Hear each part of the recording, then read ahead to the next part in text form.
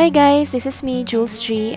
I'm happy to share that I'm back in Manila and want to share my newly renovated condo tour. Enjoy! So, ito na nga. Bali, nagpagawa na ako nitong smart lock para mas mabilis nating or mas mabilis akong makapasok. And then, hold on. Ayan. So, dito sa, sa ating kitchen, lang din siya. Nagpagawa ako ng, parang pinarenovate ko kasi supposedly dapat color brown. So, ginawa ko parang yung color puti siya. And then, teka lang, change ko lang siya. Ayan. So, dito, yun na yung cabinets yung pinalitan. Ito, yung countertop naman is similar to talaga yung deliverables. And then, backsplash ba tawag dito? So, nagpalagay din ako ng ganyan. And then, yung dito naman, automatic na umiilaw siya. Itong range hood, kasama na to sa SMDC. Pero yung ilaw dito sa, yan is hindi yan kasama. So, pinagawa ko yan. Automatic siyang umiilaw. Although, may controls din naman dito. Yan sa gilid. Di ko napapakita. And then, similar din dito sa baba. Yung cabinet dito sa baba. Ayan. Meron na siyang parang pull-out na ganyan na tray.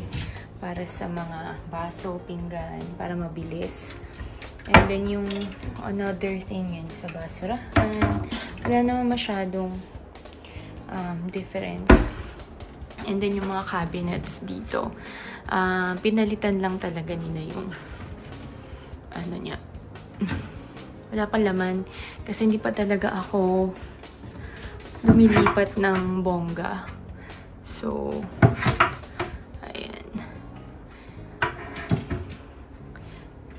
and then, dito, bago tong, yung fridge, kasama na to nung,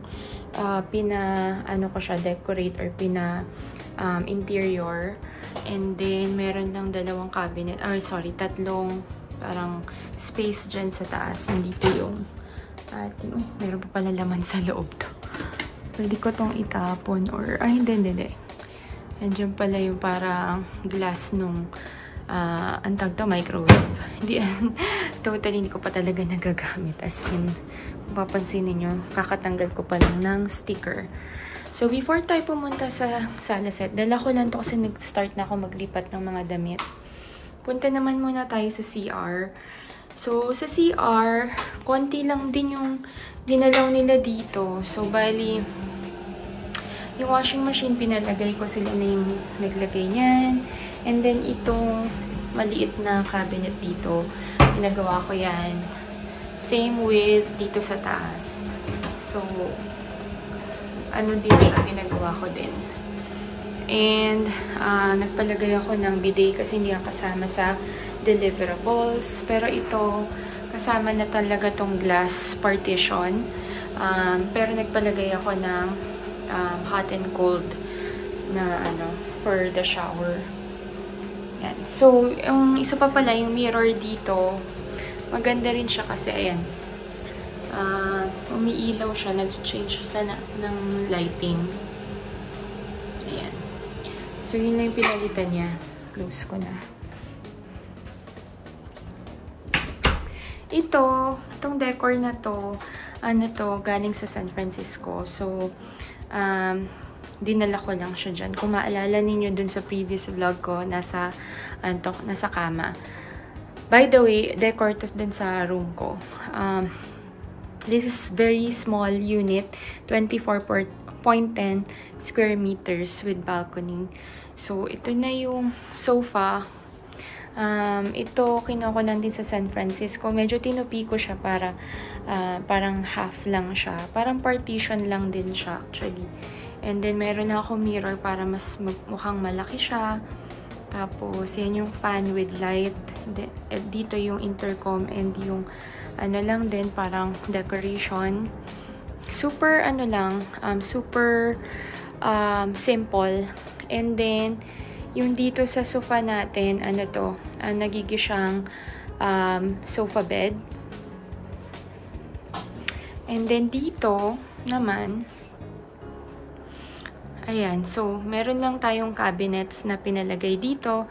And then, pwede na rin itong gawing, what do you call this?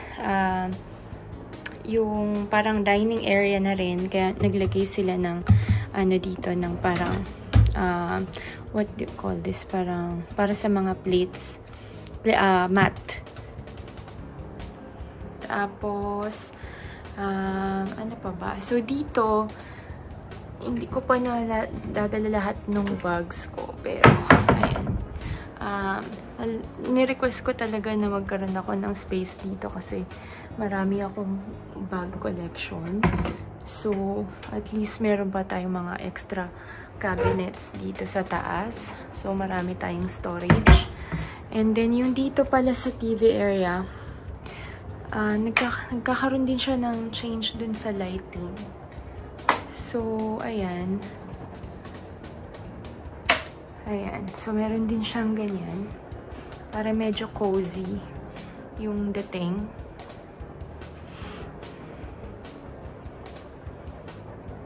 Ayan. And then, ito, may ilalagay ako dito na parang 3, pero hindi ko pa nadadala. So, hopefully, by next na lipat ko, makasama ko na siya. Ano ko na, dadalhin ko na.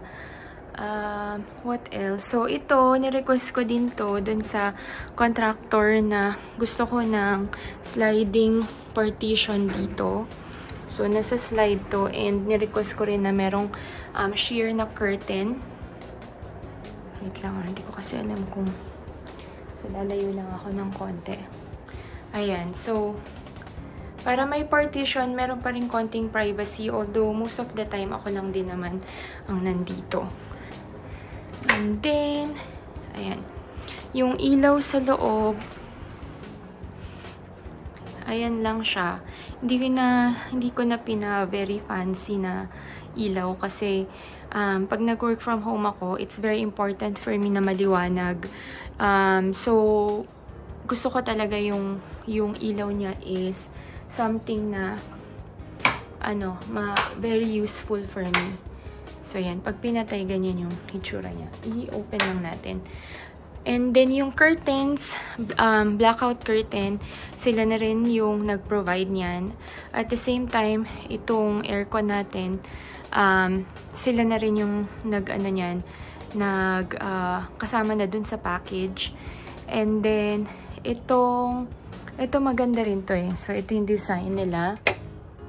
Ayan. So, meron siyang ganyan. And then, pag gusto kong magbasa, ayan. So, gumagana rin yung ilaw niya. For both side, hindi ko na ipapakita yung isa dahil medyo kailangan pa nating pumunta dun sa gilid. Pero, ganyan yung itsura niya. Ayan. Wag na muna nating patayin.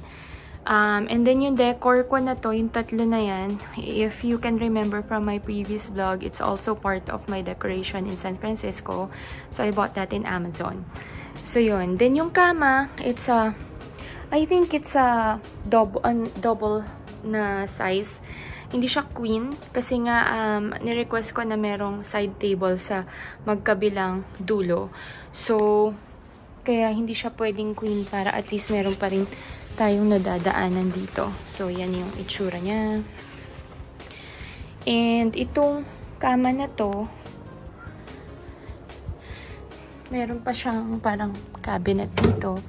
So, if meron akong gustong ilagay dyan. So, very nice na meron pang storage. And even dito, yan, nilagyan ko na siya ng something, yung mga bags ko dyan. Meron din dito sa ilalim. Yan. So, very important talaga sa small space na meron tayong maraming storage. Very helpful siya. And then, dito tayo sa cabinet ko. Mapapansin niyo hindi ganun kalaki yung cabinet. Kasi, makita nyo to. Ayan, no, for some reason, meron siyang parang poste dyan. And sa ibang cut daw, wala yan. So, parang sana mas malaki pa siya. Kaso, yun nga, because of this parang post na nandyan, hindi na kayang kumbaga, lakihan yung space for my, dapat kasi vanity area yan eh. Pero nag-request ako na wag ng vanity kasi I really want to work from home. So this space is for my printer and then this space is for my monitor and my laptop. So bibili pa ako ng upuan na para kasya dito sana. May space pa naman. So para yung working area ko is talagang okay na okay pa din. Kasi that's very important for me as a career woman. Char. Tapos, yung space dito, nag-start na akong maglagay ng mga damit. Pero, hindi pa rin naman lahat. So, ayan lang yung itsura ng cabinet ko. Ayan.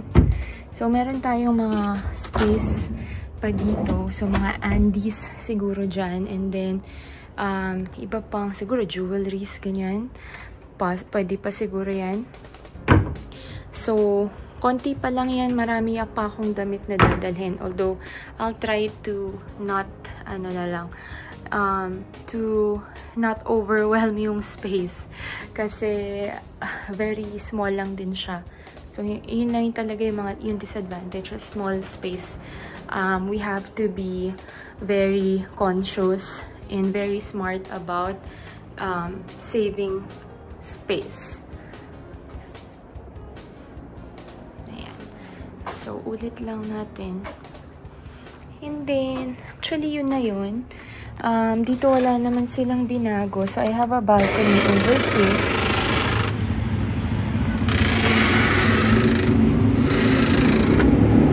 Itsura ng ating balcony.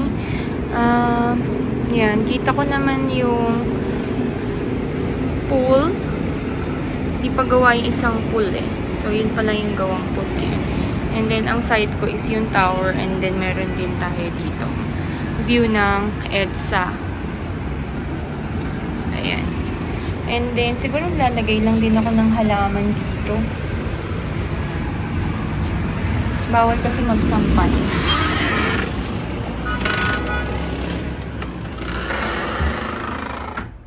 Ipasok na tayo ulit. So, ito lang yung nito. Meron rin ditong cabinet pala, by the way. Ayun, so it's very simple lang. Hindi naman siya sobrang complicated na bahay kasi super liit lang din naman ng space. Yung luggage ko doon, I'm still planning to put it somewhere. Although kasi babalik pa ako doon sa tinutuluyan ko ngayon sa Makati since kukunin ko pa yung the rest of my stuff para mailipat yung iba dito. So yung mga decors pala sa kanila na din yan. So if you're interested lang siguro to know kung sino yung nag-decorate and kung interested kayo kung magkano, let me know. You can message me or comment in my comment box section and I will really try my best to respond to everyone. Okay, so for now, yun lang muna. Bye!